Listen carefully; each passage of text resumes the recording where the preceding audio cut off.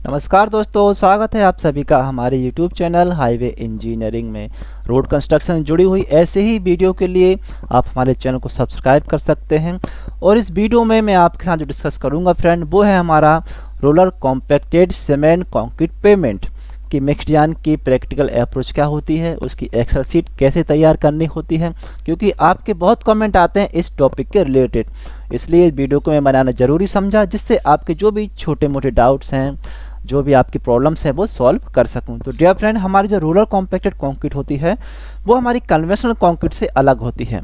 जैसे कि इसके नाम में ही हमें दिख रहा है कि इसको हमें कॉम्पैक्शन करना है रोलर के थ्रू, यानी कि जो हमारा रोलर होता है, बायोवेटिव रोलर होता है, जो हमारा न्यूमेटिक रोलर होता है, इससे हमें इसका कॉम्पैक्शन करना होता है।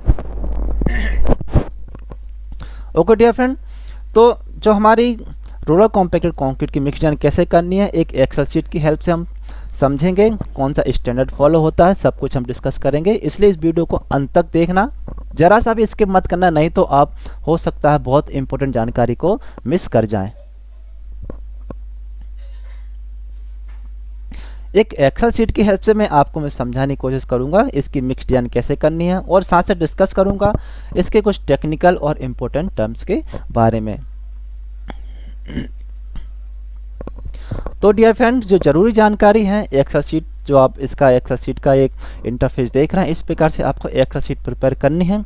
एक्सेल शीट अगर आपको बनाना नहीं भी आए तो आप हमारे यूट्यूब चैनल के मेंबरशिप प्रोग्राम के थ्रू इसको ले सकते हैं, या इसका पीडीएफ मैंने टेलीग्राम चैनल पर भी शेयर कर दिया, वहाँ से आप इसका पीडीएफ भी डाउनलोड कर सकते हैं स्टडी पर्पज़ के लिए।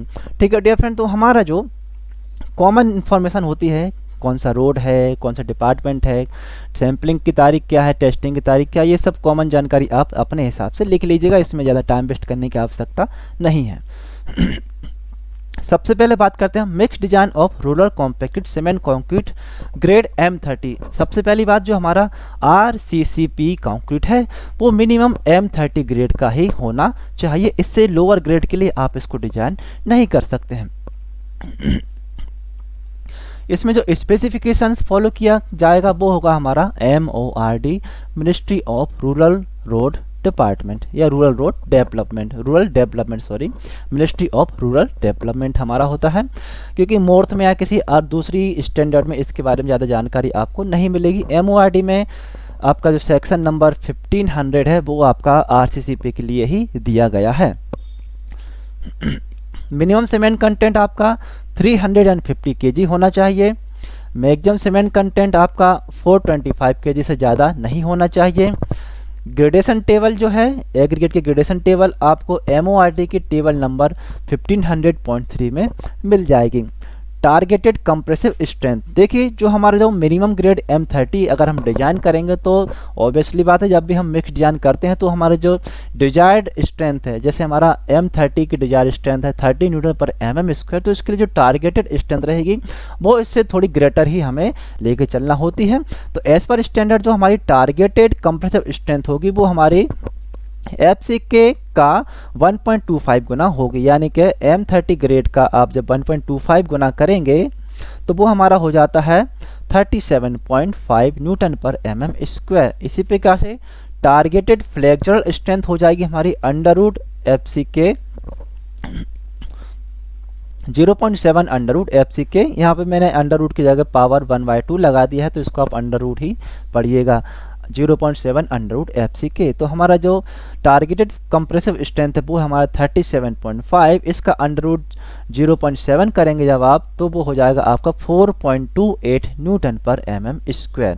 ये हमारी टारगेटेड कंप्रेसिव स्ट्रेंथ और टारगेटेड फ्लेक्चरल स्ट्रेंथ निकल के आ जाती है।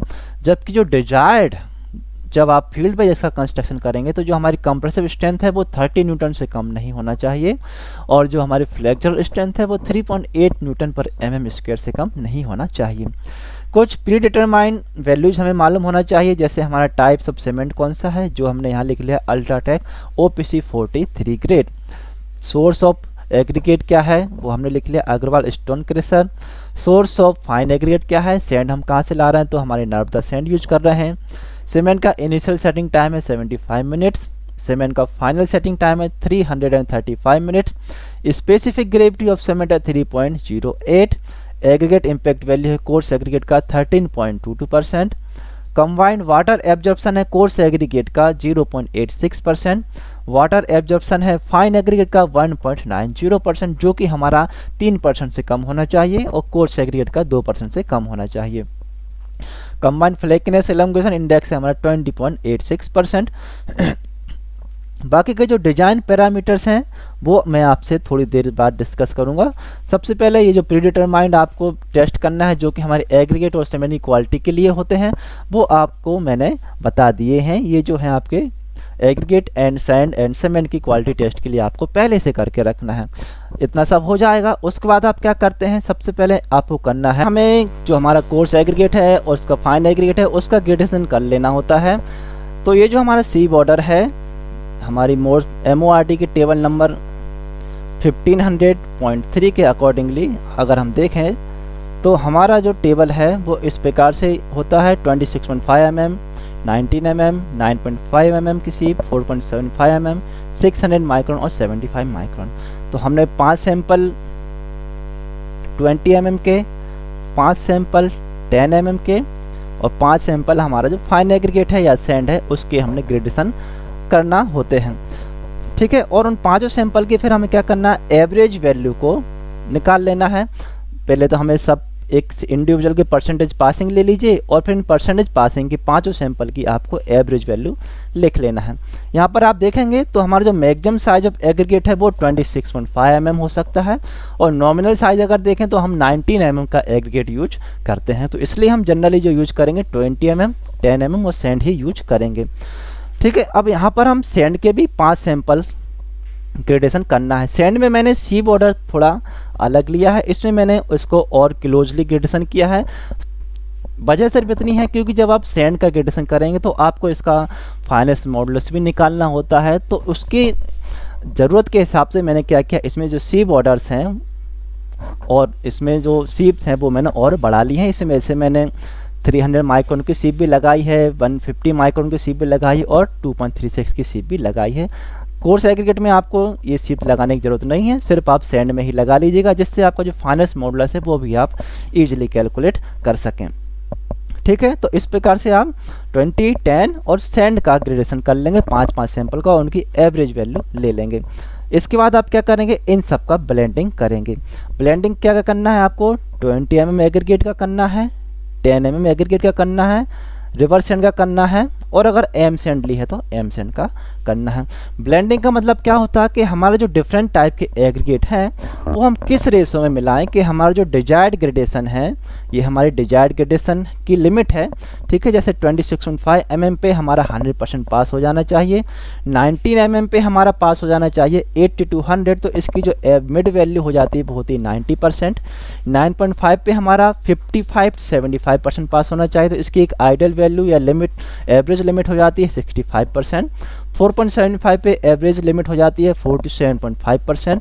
600 माइक्रोन पे एवरेज लिमिट हो जाती है 22.5% और 75 माइक्रोन पे एवरेज लिमिट हो जाती है 2.5%। ये हमारी परसेंटेज पासिंग की आइडियल लिमिट या एवरेज लिमिट हमने निकाली है। तो ये हमें डिजायर्ड ग्रेडेशन की लिमिट है, ये हमें अचीव करना होती है। तो हमारा जो 20 mm, 10 mm और सैंड को किस परसेंटेज में मिलाएं कि हमारा जो लिमिट है वो इस टेबल के अकॉर्डिंग हमें मिल जाए। सबसे पहले हम लिख लेते हैं 20 mm का जब 100% पासिंग है तो वो हमारा किस प्रकार से मिला। तो 20 mm का 100% जब हम ले रहे हैं तो वो हमारा 26.5 पे 100% पास हो रहा है, 19 mm पे 88% पास हो रहा है और 9.5 mm पे हो रहा है 15% पास। इसी प्रकार से 10 mm एग्रीगेट जब 100% लिया जाए तो वो होता है हमारा 26.5 पे 100, 19 पे 100, 9.5 पे 90% और 4.75 पे 15% और 600 माइक्रोन पे 2%। इसी प्रकार से रिवर्स सैंड जब 100% की कंडीशन में होगी तो वो हमारी 26.5 पे हो जाएगी 100% पास, 19 mm की सीप पे हो जाएगी 100% पास, 9.5 पे भी 100%, 4.75 पे भी 100% और 600 माइक्रोन पे होगी 77.3% और 75 माइक्रोन पे होगी 2.4% पास। एम सैंड हमने ली नहीं है इसलिए यहाँ पर सारे फिगर्स 0-0 हो गए हैं। सबसे पहले हम ट्राई करते हैं 20 mm का 33% लेके। ये आपको ट्रायल एंड एरर बेस पे मालूम करना होगा आपके जो हो सकता है आपके पास जो मटेरियल अवेलेबल हो उसके शेप एंड साइज कुछ अलग हो, ग्रेडेशन टेबल के अकॉर्डिंग उसकी परसेंटेज पास की लिमिट अलग हो, इसलिए आपको ट्रायल एंड एरर करके देखना होगा, जिसके लिए एक्सेल सबसे बेस्ट होता है। तो हम देख रहे हैं कि हम जब 20 mm को 33% ले रहे हैं, तो जो हमारा 26.5 पे 100% पास है उसको जब आप 33% करेंगे तो ये हमारा हो जाएगा 33%। 90 mm पे जो 88% पास है इसका जब आप 33% कैलकुलेट करेंगे तो ये हमारा हो जाएगा 29.4%। 9.5 पे जो 15% पास है इसका जब आप 33% लेंगे तो ये हमारा हो जाएगा 4.9%। इसी प्रकार से 10 mm हमने लिया है 32%, तो 32% देखते हैं। 100% का जब आप 32% निकालेंगे तो ये हमारा 32% हो जाएगा। इसी प्रकार से 19 mm पे भी हमारा 100% पास है तो ये भी हमारा 32% हो जाएगा।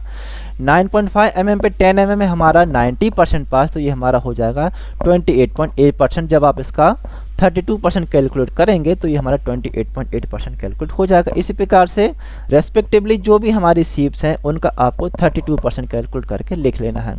सेंड भी आपको 35% लेनी है, तो जो रिवर्स सेंड के 100% की कंडीशन में जो परसेंटेज पासिंग है उसका आपको 35% कैलकुलेट करके लिखेंगे तो आपको इस प्रकार से वैल्यूज़ मिल जाएंगे। फिर आपको क्या करना नेक्स्ट, ये जो हमारे परसेंटेज पासिंग आए हैं 33%, 32%, 35% और 0, इनको आपको ऐड कर लेना है तो ये हमारा हो जाएगा 100%। फिर 19 mm पे भी जो हमारा परसेंटेज ब्लेंडिंग आए हैं उनको आपको ऐड करेंगे तो आपका टोटल परसेंटेज जो ब्लेंडिंग हो जाएगा। फिर 9.5 mm पे परसेंटेज जो ब्लेंडिंग आए हैं इनको जब आप ऐड करेंगे तो टोटल परसेंटेज जो ब्लेंडिंग हो जाएगा 68.75। 20 mm के लिए जब टोटल निकालेंगे परसेंटेज ऑफ ब्लेंडिंग तो ये हमारा हो जाएगा 39.80। 600 माइक्रोन पर निकालेंगे टोटल परसेंटेज ऑफ ब्लेंडिंग तो ये हमारा हो जाएगा 27.70। इसी प्रकार से 75 माइक्रोन के लिए निकालेंगे टोटल परसेंटेज ऑफ ब्लेंडिंग तो ये हमारा हो जाएगा 0.84। अब आप इसको कंपेयर करेंगे ये हमारा जो आइडल लिमिट है उसमें आ रहा है या नहीं आ रहा है। ठीक है, आइडल लिमिट से कंपेयर कीजिए तो हमारा जो 26.5 पे 100% आ रहा है, हमें 100% ही चाहिए है। 19 mm पे हमारा 96.04% आ रहा है, आइडल लिमिट है 90%, तो थोड़ा ये हमारा ज़्यादा पास हो रहा है। अब ऐसी कंडीशन में हम क्या करेंगे, इसकी जो ओरिजिनल लिमिट है उससे कंपेयर करेंगे तो ओरिजिनल लिमिट है हमारी 80% से 100%, तो ये इसका हमारे बीच में ही है तो कोई प्रॉब्लम नहीं है। इसी प्रकार से हमारा जो 9.5 mm पे हमें 65 चाहिए तो ये हमारा होगा 68.75। 4.75 चाहिए हमें 47.5 चाहिए हमें 4.75 पे तो हमारा हो रहा है 39.8।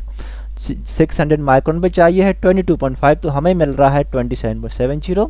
75 माइक्रोन पे हमें चाहिए 2.5 तो हमें मिल रहा है 0.84%, जो कि हमारी अपर और लोअर लिमिट के लगभग सेंटर में आ रहा है, जिसे आप एक ग्राफ की हेल्प से भी कंपेयर कर सकते हैं। ये हमारी अपर लिमिट है, ये हमारी लोअर लिमिट है, और जो पर्पल लाइन आप ये जो हमारी पर्पल लाइन देख रहे हैं, पर्पल नहीं सॉरी, ये हमारी जो डार्क ब्राउन लाइन देख रहे हैं ये हमारी है मिड लिमिट की, और जो पर्पल लाइन है ये हमारी है हमारा जो परसेंटेज ब्लेंडिंग हमें मिला है ये उसकी लाइन है। तो ये हमारी जो पर्पल लाइन है वो हमारी ब्राउन लाइन के लगभग नज़दीक में होनी चाहिए। ठीक है, तो इस प्रकार से आप ब्लेंडिंग परसेंटेज जो है वो फाइनल कर लीजिएगा। अब चलते हैं हमारे फिर से जो हमारी मिक्स्ड यानी कि टेबल है उसके पास।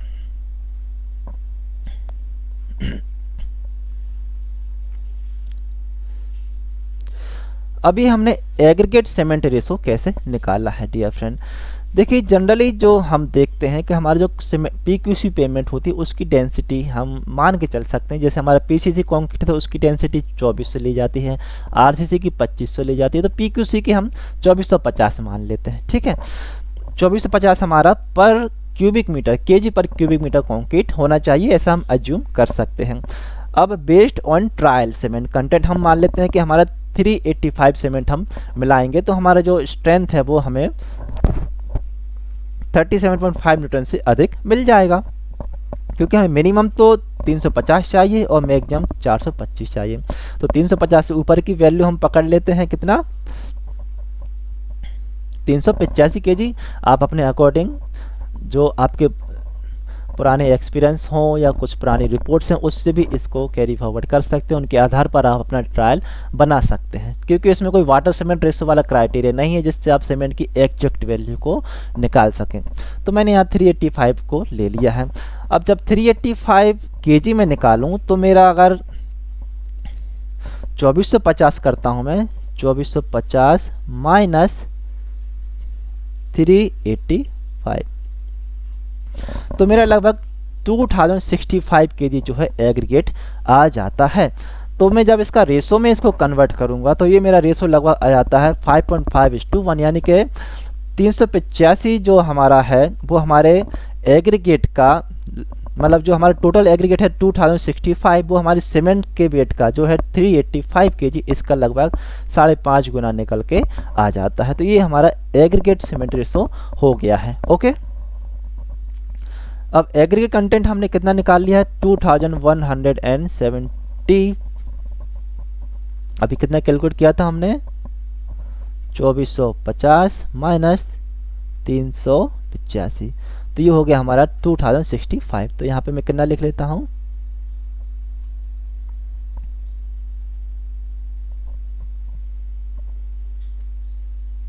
लगभग ये 1:5.4 का रेशो हमारा एग्रीगेट सीमेंट रेशो निकल के आ जाता है। आप इसको राउंड ऑफ करके भी लिख सकते हैं, इसमें कोई प्रॉब्लम नहीं है, क्योंकि डेंसिटी आपकी 2500 तक भी जा सकती है। तो हमारा एग्रीगेट आ गया है 2079 kg और सीमेंट आ गया 385 kg। अब जो एग्रीगेट है ये हमारा टोटल एग्रीगेट है, इसमें हमारा 19 mm भी है, 10 mm भी है और सैंड भी है। तो इसमें से जो 2079 kg है इसका आप 33% ले लेंगे 20 mm एग्रीगेट, 10 mm को ले लेंगे 32% और रिवर सैंड को ले लेंगे 35%। तो जब हम 2079 का 33% कैलकुलेट करेंगे तो वो हमारा हो जाएगा 686 kg, और जब इसका 32% कैलकुलेट करेंगे तो ये हमारा हो जाएगा 665 kg, और रिवर सैंड जो हमारी 35% है, तो 2079 का 35% हम निकालेंगे तो रिवर सैंड हमारी आ जाएगी 728 kg या 728 kg। ये हमारी पर क्यूबिक मीटर एग्रीगेट कितना हमें मिलाना है उसकी वैल्यूज निकल के आ जाती हैं, और सीमेंट हो जाता है 385 kg। अब ये तो हमारा मटेरियल हो गया। अब एक मटेरियल हमारा पानी भी होता है, पानी कैसे निकालेंगे, अब इसमें कोई वाटर सीमेंट रेशो तो आपको है नहीं, तो ये हमें एक प्रॉक्टर कॉम्पेक्शन मेथड से इसका OMC निकालना होता है। तो वो कैसे करते हैं, जैसे आप WM या DLC केस में करते हैं, सिंपल वही प्रोसीजर आपको यहाँ फॉलो करनी होती है। यहाँ पर एक आपको इम्पोर्टेंट लाइन में पढ़ाना चाहता हूँ। With above proportion the RCCP mold has been cast with the different moisture content like 5%, 5.5%, 6%, 6.5% and 7%, and maximum dry density and optimum moisture content are calculated from graph। हमारे पास डिफरेंट ब्लेंडिंग रेशोज मिल गए हैं, percentage भी मिल गए हैं और उनके wait भी मिल गए हैं। अब हमें क्या करना है, डिफरेंट OMC पे 5%, 5.5%, 6%, 6.5% और 7%, इस डिफरेंट OMC पे हमें इसके प्रॉक्टर मोल्ड कास्ट करने हैं, क्यूब नहीं कास्ट करने। क्यूब तो आपको करने ही है कंप्रेसिव स्ट्रेंथ के लिए, पर इसकी जो MDD और OMC निकालेंगे वो आप प्रॉक्टर मोल्ड से निकालेंगे। IS 2720 पार्ट 8 के अकॉर्डिंग जो आपका 2250 cc वाला मोल्ड है वो आपको यूज करना है, और हैवी कॉम्पेक्शन यहाँ पे अप्लाई करना है। कैसे करेंगे मैं आपको आगे समझाता हूँ, ठीक है।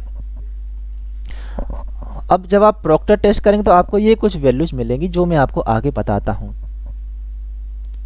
चलो, तो अब हमें इसका जो MDD है, OMC है, उसका डिटर्मिनेशन किस प्रकार से करना है वो हम समझते हैं इस एक्सेल शीट की हेल्प से। कॉमन जानकारी फिर से वही आप लिख लीजिएगा, ठीक है।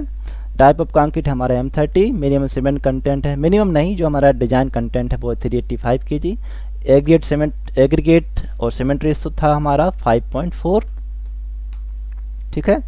यहाँ पर हमने कंप्रेसिव स्ट्रेंथ 7 डेज और 28 डेज की निकालेंगे। सबसे पहले आपको करना क्या है, जो आपके MDD और OMC है वो आपका IS 2720 पार्ट 8 के अकॉर्डिंग टेस्ट होगी, और इसमें heavy compaction and modified Proctor mould use, यानी कि 2250 cc का मोल्ड यूज आपको करना है। सबसे पहले आप क्या कीजिए, लगभग आपको 6 kg सैंपल बनाना है। 6 kg सैंपल बनाइए आप, और उसमें 5% पानी मिलाइए। 5% पानी मिला के अच्छी तरह से उसको मिक्स कर लीजिए, और उसमें से लगभग 200 ग्राम सैंपल को आप क्या करेंगे, ओवन ड्राई करने के लिए एक अलग कंटेनर में निकाल लेंगे, जिससे आप उसका मॉइस्चर कंटेंट निकाल सकें। फिर आपको क्या करना है, प्रॉक्टर मोल्ड लेना है 2250 सीसी डाया वाला। इसमें आप 5 लेयर में 4.89 kg के रैमर से 56 ब्रोज में उसका कॉम्पैक्शन करेंगे। और जब कॉम्पैक्ट हो जाए तो उसका आपको वेट नोट कर लेना है। तो बताना चाहता हूँ कि जब आप इसका कॉम्पैक्शन करेंगे डीएलसी मोल्ड का, तो हमारी जो सिंपल प्रोसीजर होती है निडलिंग की, वो यहाँ पर काम नहीं कर सकती, क्योंकि जो हमारा आरसीसीपी का कंक्रीट होता है वो थोड़ा स्टिफ होता है और जीरो स्लम कंक्रीट होता है, क्योंकि उसमें वर्केबिलिटी बिल्कुल कम रहती है। इसलिए हमें जो हमारा ये स्क्वायर फुट वाला जो रोलर कॉम्पैक्टर होता है, वाइब्रेटरी कॉम्पैक्टर होता है, इसकी हेल्प से हम ये जो क्यूब मोल्ड है इनको कॉम्पैक्ट करते हैं। ठीक है, तो ये भी आपको एक कन्फ्यूजन होगी, तो ये इसलिए मैंने एक स्लाइड की हेल्प से आपको समझा दिया है। इसका जो शेप होता है वो होता है लगभग हमारा 119 mm 119 mm का इसका साइज होता है। 119 बाय 119 की इसकी जो फेसेस होते हैं उनकी डायमेंशंस होती है। जैसे वेट ऑफ आपका कॉन्क्रीट आएगा 5745 ग्राम। इसमें आप प्रॉक्टर मोल्ड का वॉल्यूम जो है हमारा 2250 सीसी, उससे डिवाइड करेंगे तो आपका आ जाएगा 2.553। कैलकुलेशन करके भी मैं आपको बता देता हूँ, जिससे आपके कुछ डाउट्स होंगे तो वो क्लियर हो जाएंगे। 5745 ग्राम ये जो कंक्रीट हमारे प्रॉक्टर मोल्ड के अंदर फिल की गई है उसका वेट है। इसको डिवाइड करेंगे आप 2250 से, तो हमारी जो वेट डेंसिटी है वो आ गई 2.553 ग्राम पर सीसी। फिर इसको आपको ड्राई डेंसिटी में कन्वर्ट करना है। सिंपल फार्मूला इसका होता है, फार्मूला मैं आपको बता देता हूँ। इसका फार्मूला होता है ड्राई डेंसिटी इक्वल टू होती है हमारी weight density divided by 1 plus moisture content upon 100। ठीक है, तो WD की जगह आप क्या रखेंगे, WD की जगह आप वेट डेंसिटी रख देंगे 2.553। 1 प्लस M की जगह आप कितना रख देंगे, M की जगह आपको रखना है 4.87% और डिवाइड कर देंगे 100 से, तो आपका जो ड्राई डेंसिटी है वो निकल के आ जाता है 2.453। तो ये आपकी ड्राई डेंसिटी आ गई 5% मॉइस्चर कंटेंट में। सिंपल जो आपका MDD वाला फार्मूला होता है सॉइल के लिए या GSP के लिए, वही आपको यहाँ पर अप्लाई करना है। देखो यहाँ पर एक और सवाल है समझने वाला कि आप अगर डेंसिटी प्रॉक्टर मोल्ड से निकाल रहे हैं तब आपको एक प्रॉक्टर मोल्ड काफ़ी है। कई बार क्या होता है कुछ जगह पर हमारी क्यूब मोल्ड कास्ट करके भी उसकी डेंसिटी निकाल लेते हैं, पर वो ऑथेंटिक नहीं है, स्टैंडर्ड नहीं है। स्टैंडर्ड हमें बोलता है कि आपको प्रॉक्टर मोल्ड ही आपको कास्ट करने हैं, लेकिन अगर आप क्यूब मोल्ड कास्ट कर रहे हैं तो आपको मिनिमम 5 क्यूब मोल्ड कास्ट करने होंगे और फिर उसकी एवरेज डेंसिटी को आपको नोट करना होगा। ठीक है, तो अब ये तो हमारा डेंसिटी का डिटर्मिनेशन हो गया। फिर हम क्या करेंगे, 5.5% मॉइस्चर ऐड करेंगे और उसका फिर ओवन ड्राई मॉइस्चर कंटेंट निकाल लेंगे। फिर प्रॉक्टर मोल्ड में कितना कंक्रीट गया है उसका वेट निकाल लेंगे और उसको डिवाइड कर देंगे हमारे मोल्ड के वॉल्यूम से, तो हमारी वेट डेंसिटी निकल आएगी और फिर इसी प्रकार से उसकी ड्राई डेंसिटी निकल आएगी। यही प्रोसीजर आपको रिपीट करना है 6% मॉइस्चर पे, 6.5% मॉइस्चर पे और 7% मॉइस्चर पे। ठीक है, यानी कि 5%, 5.5%, 6%, 6.5% और 7% मॉइस्चर आपको लेना है और उस पर आपको प्रॉक्टर मोल्ड कास्ट करने हैं। फिर हमें डिटर्मिनेशन करना होता है इसी कंप्रेसिव स्ट्रेंथ का। तो कंप्रेसिव स्ट्रेंथ के लिए आपको मिनिमम 5 क्यूब मोल्ड कास्ट करने हैं। 5 क्यूब मोल्ड आप कास्ट कीजिए डिफरेंट मॉइस्चर कंटेंट पे और उनकी आपको कंप्रेसिव स्ट्रेंथ लेनी है। कंप्रेसिव स्ट्रेंथ देखना है आपको पाँचों क्यूब की पहले 7 दिन के लिए आप देख लीजिएगा और फिर 28 डेज पे आपको देख लेना है और उनकी एवरेज वैल्यू को लिख लेना है। ठीक है, तो ये आपका डिटर्मिनेशन हो जाएगा कंप्रेसिव स्ट्रेंथ का और OMC और MDD का। ठीक है, अब हमें क्या करना होता है, एक MDD वर्सेस OMC का ग्राफ बनाना होता है, क्योंकि जब आप इसको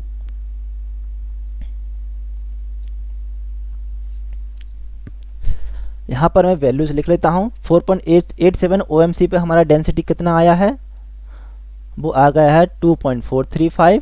ठीक है, और हमारा 5.5% मॉइस्चर पे आया है 2.459। तो यहाँ पर हम कितना डाल देंगे 2.459। तो इस प्रकार से आप देखेंगे तो हमारा एक ग्राफ प्लॉट हो जाता है MDD एंड OMC के वर्सेस में। मतलब एमडीडी ओएमसी अभी नहीं कहेंगे, इसको हम मॉइस्चर कंटेंट और ड्राई डेंसिटी के रिस्पेक्ट में एक ग्राफ प्लॉट करेंगे। और इस ग्राफ से आप देखेंगे जो हमारा पीक पॉइंट है, उस पीक पॉइंट पे जो डेंसिटी होगी वो हमारी एमडीडी कहलाएगी, और उस मैक्सिमम एमडीडी पे जो मॉइस्चर कंटेंट होगा वो हमारा ऑप्टिमम मॉइस्चर कंटेंट कहलाएगा। तो इस प्रकार से आप क्या करेंगे, एमडीडी और ओएमसी का डिटर्मिनेशन ग्राफ के थ्रू आपको कर लेना है।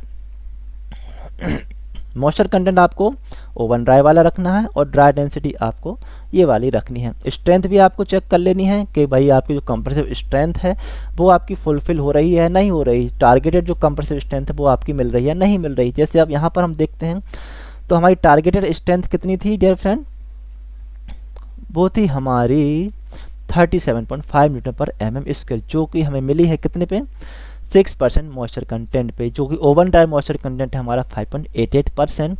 हमारी 28 डेज की कंप्रेसिव स्ट्रेंथ यहाँ पे आ गई है 38.67%। ठीक है, तो इस प्रकार से आप देखेंगे तो हमारा एमडीडी, ओएमसी और हमारा जो कंप्रेसिव स्ट्रेंथ है उसका डिटर्मिनेशन हमने कर लिया है। अब चलते हैं हमारी फाइनल टेबल पे। तो हमारा जो मैक्सिमम डेंसिटी आ गया है वो कितना आ गया है, एक बार ग्राफ में देखते हैं। तो मैक्सिमम हमारा डेंसिटी आ गया है 2.504। ठीक है, तो इसको हम कितना लिख लेंगे, 2.504 ग्राम पर सीसी। और ओएमसी कितना मिला हमें, ओएमसी मिला है लगभग 5.6789, लगभग 5.9%। तो इसको हम लिख लेंगे 5.9%। और 28 डेज की कंप्रेसिव स्ट्रेंथ कितनी मिली है, 38.67%। मैक्सिमम ओएमसी पे माफ कीजिए, मैक्सिमम एमडीडी पे जो हमारी कंप्रेसिव स्ट्रेंथ आई है 38.67%, विच इज ग्रेटर देन हमारी targeted strength. Okay dear friend, तो इस प्रकार से आपको मिक्स डिज़ाइन परफॉर्म करनी है जब भी आप इसमें फील्ड पे आप इसका मिक्स डिज़ाइन करने जाएंगे आरसीसीपी का। और एक सवाल आपके मन में होगा कि सर जब हम कास्ट करेंगे, इसकी कॉन्क्रीटिंग करेंगे साइड पे, तो जब आप इसको जब भी मिक्सिंग करेंगे तो आपको एक्स्ट्रा 2% मॉइस्चर और लेके चलना है। जैसे हमारा ओएमसी अभी कितना आ गया है 5.9, यानी कि इसको जब आप फील्ड पे कंस्ट्रक्शन करेंगे तो आपको 7.90% मॉइस्चर उसमें ऐड करना होगा, क्योंकि आपकी जो एग्रीगेट रहती है, एग्रीगेट आपकी ड्राई कंडीशन में यहाँ पे कंसीडर की जाती है, एसएसडी कंडीशन में कंसीडर नहीं की जाती है। ठीक है, इसलिए आपको 2% और एक्स्ट्रा मॉइस्चर इसमें लेके चलना होता है। ठीक है, तो आई होप वीडियो आपको अच्छी लगी होगी। कोई कन्फ्यूजन, कोई डाउट्स है तो कमेंट करके पूछ सकते हैं।